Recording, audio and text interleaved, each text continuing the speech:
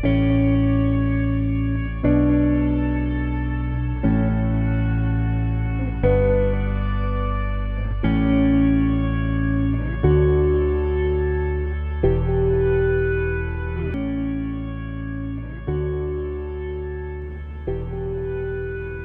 l'extrême nord de Malanville, la nature livre un combat silencieux contre l'avancée du désert. Depuis le pont de la ville, frontière naturelle entre le Bénin et le Niger, le regard aperçoit déjà les habitations nigériennes, témoignant de la proximité du Sahel et de ses terres arides.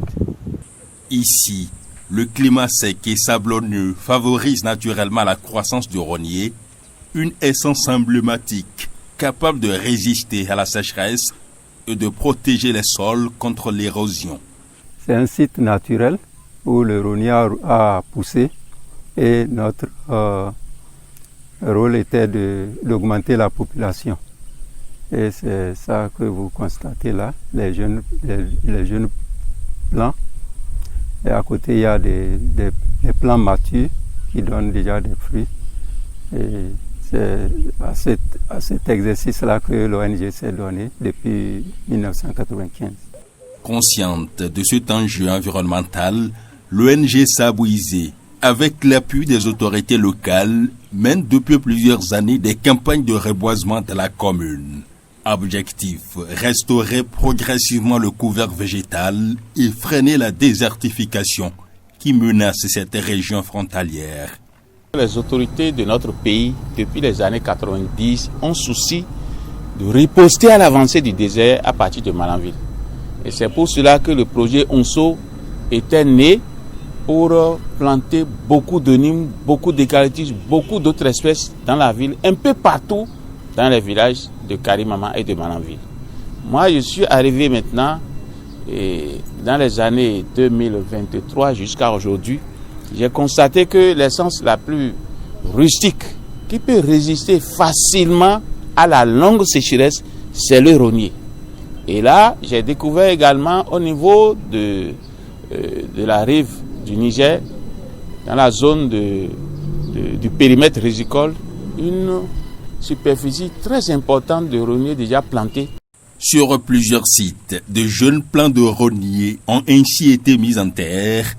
Ces arbres jouent un rôle écologique majeur. Ils stabilisent les sols, limitent l'avancée des dunes de sable et contribuent à préserver l'équilibre climatique local.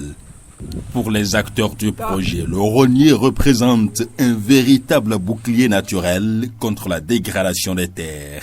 Le rognier, pour moi, a une importance écologique, une importance très écologique, parce que elle suppose la longue sécheresse, la grande température qui brûle les espèces ordinaires de chez nous. Si on veut revivre la forêt, si on veut refaire la couverture forestière dans la zone de Malanville, depuis Iloa jusqu'à la limite de Karimama, il faut beaucoup plus penser à installer des plantations de rogniers. Ça, c'est une plantation écologique. La terre de Malanville est appropriée à cette espèce qui est le rognier. Et si je prends la carte du monde, c'est une bande qui quitte le Brésil pour passer par le Sénégal, la Guinée, le Mali, le Niger, le Bénin, Nigeria jusqu'au Tchad pour aller vers le Soudan et sortir pour aller en Inde. C'est cette bande-là appropriée pour le rognier. C'est une terre sablo-argileuse et qui est vraiment propice pour le rognier. Mais sur le terrain, les efforts de reboisement se heurtent à certaines pratiques de la population. Les feuilles de rognier sont régulièrement coupées pour la fabrication de tamis, de nattes et d'autres objets artisanaux.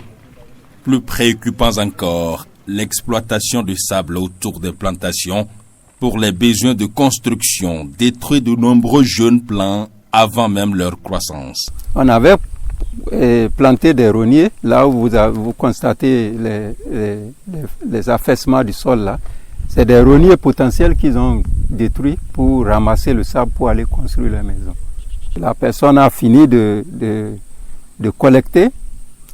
Elle attend de venir prendre ça la nuit parce qu'il ne peut pas rentrer avec ça dans la journée.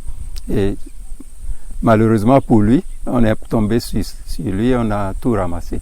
C'est ce à quoi nous assistons à Malanville, les actes de vandalisme dus à l'impunité. Ces actes compromettent sérieusement les initiatives de restauration environnementale engagées dans la commune. Selon les responsables locaux, plusieurs hectares reboisés ont déjà été endommagés par les activités humaines. Il y a une certaine catégorie de population qui vivent de la transformation des feuilles et des branches de rognier. Ils en font du tamis, ils en font des éventails, ils en font même des nattes. Et ils n'ont rien d'autre à faire que d'aller faire ça. Nous sommes en train de lutter pour que ça cesse. On ne peut pas détruire le rognier et se faire de l'argent et créer des problèmes écologiques dans notre milieu.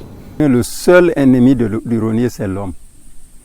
Les dents des bêtes, le feu de végétation, rien ne peut contre le rognier. Seulement l'homme. Et le premier acte que l'homme peut poser pour détruire le rognier, c'est quand on sème la noix, à 3 mois, 4 mois, on peut déraciner. Et c'est ça qu'on appelle d'ici. En fond, on appelle aguanti. C'est comestible. Donc c'est pour ça que les gens, quand on plante, ils viennent déraciner pour aller manger. Maintenant, si ça dépasse ce stade-là, voilà des actes qu'on constate. Ils utilisent les branches pour aller fabriquer les bordures des tamis. Les tamis, c'est avec ça que les bonnes dames, nos mamans tamisent le son. C'est bien conseillé d'élaguer. Ça permet à l'arbre de bien se développer. Mais comme c'est commercial, il coupe jusqu'à la cime. Et dès que l'eau pénètre dans la cime, l'arbre meurt. Pourtant, la désertification des plants et l'exploitation anarchique des ressources forestières sont des pratiques sanctionnées par la loi béninoise sur la protection de l'environnement et les ressources naturelles. Le rognier est une essence de valeur protégée par la réglementation forestière. L'exploitation de rognier ou bien de n'importe quel arbre, même ce que vous avez planté chez vous, a besoin d'une autorisation du forestier pour apprécier les aspects. Si tous les arbres obéissent à ce régime de protection, le rognier en est plus. Et bizarrement, par méconnaissance des sanctions prévues par les textes, par méconnaissance de cette interdiction, la population s'y jette. Il va sans dire qu'après notre longue période de sensibilisation, nous serons obligés de commencer par verbaliser les individus, par les présenter au procureur, et ils vont subir leur sort. Il y a la loi prévue des cas d'emprisonnement et de paiement de gros sous comme redevance forestière liée à l'acte de destruction du rognier. Le test des eaux et forêts le dit clairement.